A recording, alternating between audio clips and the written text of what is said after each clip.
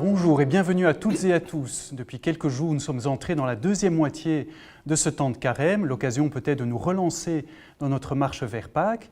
Pour nous y aider, j'ai la joie d'être avec Monseigneur Jean-Pierre Delville, évêque de Liège. Monseigneur Delville, bonjour. Bonjour Christophe.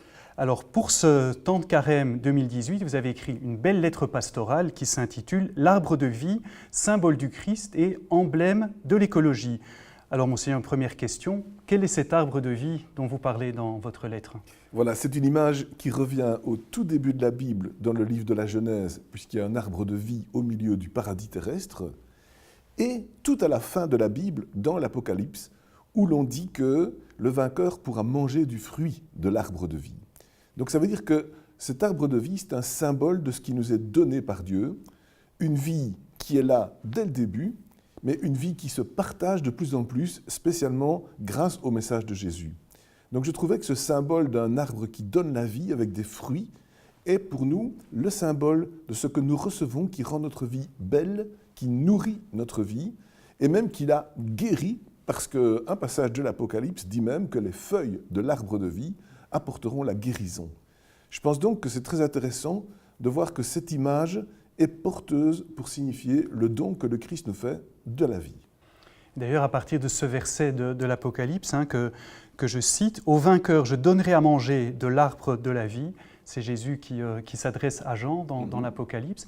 À partir de ce verset, vous revenez en fait sur les visites pastorales que vous avez effectuées dans votre diocèse depuis 2014 jusqu'à l'année passée, 2017. Quel est le lien entre ce verset de l'Apocalypse et vos visites pastorales ? Eh bien justement, c'est le don que j'ai reçu, l'action de grâce pour ce don, le remerciement, spécialement pour le bon accueil que j'ai reçu, mais aussi pour la grâce qui s'est démultipliée. J'ai rencontré par exemple un jour des représentants de services sociaux qui, pour la première fois, se voyaient ensemble au niveau d'un doyenné. Et une personne disait « C'est magnifique, nous avons maintenant une maison complète où nous pouvons avoir un magasin avec des vêtements, avec des vivres pour les personnes nécessiteuses. On a une très bonne équipe, on est vraiment efficace. » Et voilà qu'à côté, une autre personne dit « Moi, je suis toute seule, je crois que je vais fermer, j'ai 80 ans, il n'y aura plus de service social paroissial dans notre région. » Alors quand ils sont entendus ainsi, ils se sont dit « Mais là, on va s'aider les uns les autres, ici, ce n'est pas possible de fermer un endroit où il n'y a personne et de développer un endroit où il y a beaucoup de monde, il faut équilibrer. » Donc mes visites ont aussi eu le don, si vous voulez, de permettre un échange, un partage, une relance de l'engagement chrétien. Donc c'est finalement un échange de vie qui était permis à l'occasion de vos visites pastorales. Donc bien sûr, le carême aussi, c'est le temps du combat spirituel. Vous y revenez aussi dans votre lettre. Qu'est-ce que c'est au fond concrètement le combat spirituel ? Le combat spirituel, c'est qu'on ne reçoit pas la vie comme ça, sans souffrance, sans problème, sans difficulté. La vie, c'est un combat. Et là, je l'ai constaté à beaucoup d'endroits. Justement, dans pas mal de communautés chrétiennes, on combat la pauvreté, on combat l'isolement. Il y a des personnes âgées qui sont visitées, il y a des immigrés qui sont accueillis. On combat, si vous voulez, l'égoïsme, on combat le repli sur soi, et puis on combat notre propre tendance à l'égoïsme, au repli sur soi, et on travaille la fraternité. Donc ça, je pense que c'est très important. Le monde d'aujourd'hui n'est pas du tout simple, ni pour les jeunes, ni pour les personnes âgées. Et donc ça veut dire qu'il faut encourager les personnes à avoir un combat spirituel et ne pas être écrasées par les problèmes de la vie. Et ça, je l'ai souvent vu, et la réponse, c'est évidemment la communauté chrétienne dans sa fraternité, le soutien mutuel, et c'est aussi le message d'espérance de l'Évangile qui nous éclaire dans notre vie. Et alors pour revenir peut-être à cet arbre de la vie, finalement, c'est le Christ. Comment est-ce que le Christ nous aide à vaincre justement un petit peu nos démons, nos égoïsmes ? Mais le Christ, il a une très très belle parabole où il dit « Le royaume de Dieu, c'est comme un grain de moutarde, on le plante dans la terre et il devient un grand arbre dans lequel les oiseaux vont faire leur nid. » Donc, l'arbre qui est là avec les nids d'oiseaux, c'est le royaume de Dieu. On peut espérer que c'est aussi l'image de l'Église et du monde d'aujourd'hui, dans lequel il y a un accueil, dans lequel il y a un espace pour vivre. Et donc je pense que ce que le Christ nous apporte, c'est justement cette capacité de construire ensemble quelque chose et de bénéficier de son message. Quand Jésus rencontre les gens, il les remet debout. On peut vraiment dire qu'il les ressuscite. Il y a un mystique liégeois qui s'appelle Rupert de Deutz qui a écrit « Le Christ ressuscite nos âmes en cette vie et il ressuscitera nos corps à la fin des temps. » Donc ça veut dire que la résurrection, ça commence maintenant. La vie chrétienne, c'est être remis debout, parce que ressusciter veut dire remettre debout, et c'est quelque chose qui se fait grâce à la communauté chrétienne, par le biais de la communauté. C'est pourquoi j'insiste très fort sur un travail pour rendre les communautés accueillantes et communicatives, afin que ce message, si vous voulez, d'optimisme, ce message de vie, puisse être alors vraiment véhiculé et transmis. Et une des façons aussi d'ailleurs pour accueillir cette résurrection du Christ, c'est aussi accueillir la parole de Dieu. Et d'ailleurs, il y a un grand chantier qui est en cours à Liège, qui s'achève. Donc c'est un projet de renouvellement de catéchèse qui va être promulgué dans les tout prochains jours. Est-ce que c'est important? Il y a eu des assises de la catéchèse le 30 septembre 2017. C'était important de renouveler véritablement la catéchèse. Quel est l'objectif vraiment de ce projet? C'est une chose vraiment importante. Ça fait plus d'un an qu'on y travaille. On a fait une enquête dans toutes les unités pastorales. On a eu des centaines, à la limite plus de 1000 réponses sur des questions qu'on a posées.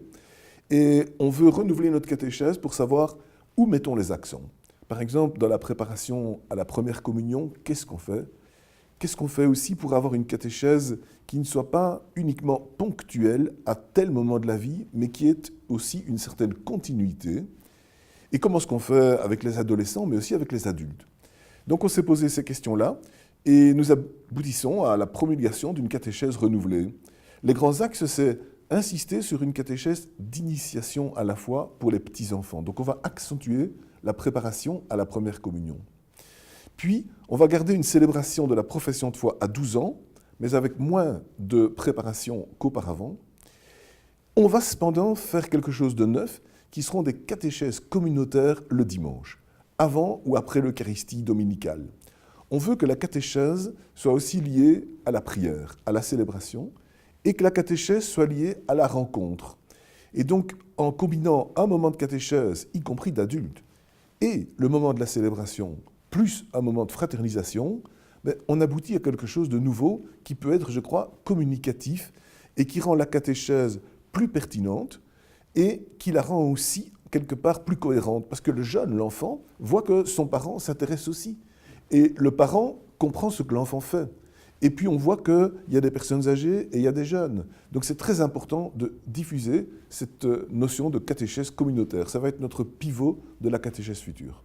Donc la catéchèse, évidemment, est liée à d'autres aspects de la vie de l'Église. Un autre lien que vous faites d'ailleurs dans votre lettre pastorale, l'arbre de vie, c'est le Christ, mais c'est aussi un emblème de l'écologie. Oui, c'est vrai. Et alors ce mot emblème, il faut savoir que c'est assez technique. Donc les spécialistes de la littérature du XVIIe siècle disent que toutes les illustrations symboliques des livres de cette époque-là, ce sont des emblémata, c'est-à-dire ce sont des symboles construits. Et je pense qu'ici, sur l'écusson, dont le médaillon plutôt, dont je me suis inspiré, on a vraiment un emblème, c'est-à-dire un symbole construit. Un arbre, mais avec des fruits merveilleux, qui sont tout ronds et qui ressemblent un peu à des hosties, comme si c'était aussi en quelque sorte l'Eucharistie qui était symbolisée dans l'arbre. Et puis on voit les anges qui le gardent et qui en quelque sorte manifestent la communauté autour de cet arbre. Donc je pense que ce qui est vraiment important, c'est que l'arbre symbolise finalement un emblème aussi de l'écologie. Figurez-vous que j'ai appris, pas plus tard qu'il y a quelques semaines, qu'un auteur allemand originaire d'Aix-la-Chapelle et qui est garde forestier de son état, a écrit un livre qui n'est pas l'arbre de vie, mais la vie des arbres. Et dans ce livre sur la vie mystérieuse des arbres, il montre comment les arbres s'épaulent l'un l'autre, ou parfois se concurrencent l'un l'autre, se soutiennent l'un l'autre, enfin une véritable communication entre les arbres. C'est un livre qui fait fureur. Et moi je me suis dit, ben voilà, le symbole chrétien de l'arbre de vie correspond à une sensibilité actuelle sur l'importance de l'arbre dans notre monde. Nous savons que l'arbre protège la création, produit l'oxygène. Si on démolit les forêts, spécialement tropicales, en Amazonie, au Congo et ailleurs, finalement, l'atmosphère va être étouffante. On a besoin de l'arbre pour vivre.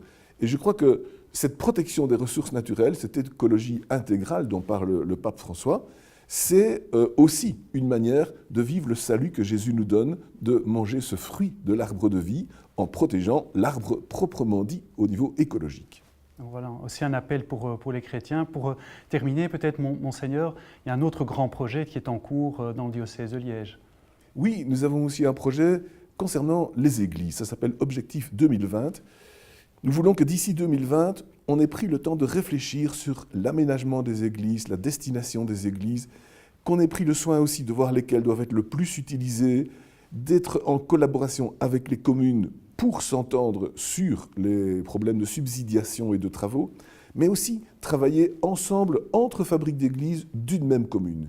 Et ça, c'est vraiment fondamental. On ne peut plus simplement présenter son petit budget de fabrique d'église et voir ce que la commune fera comme travaux.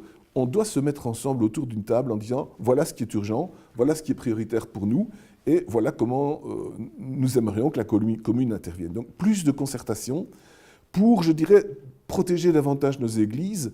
Nous savons qu'on y tient beaucoup. Malheureusement, on les fréquente aussi moins qu'autrefois. Et il faut donc un peu valoriser le sens même de l'Église, parfois de manière renouvelée. J'ai fait une petite introduction à ce travail pour montrer le sens de l'Église comme lieu de prière, comme lieu de l'habitation de Dieu, et aussi lieu de l'habitation de la communauté chrétienne. Donc c'est un lieu très symbolique auquel on tient, et donc il faut comprendre qu'on ne peut pas simplement laisser dormir ou s'angoisser avec ce qui se passe au niveau des églises, mais avoir des perspectives proactives pour le futur afin de les protéger davantage. Eh bien, Monseigneur Desvilles, merci beaucoup de nous avoir partagé vos réflexions à l'occasion de ce carême. Merci également à vous de nous avoir suivis. Bon temps de carême encore à vous et bonne montée vers Pâques. Et à très bientôt. Au revoir.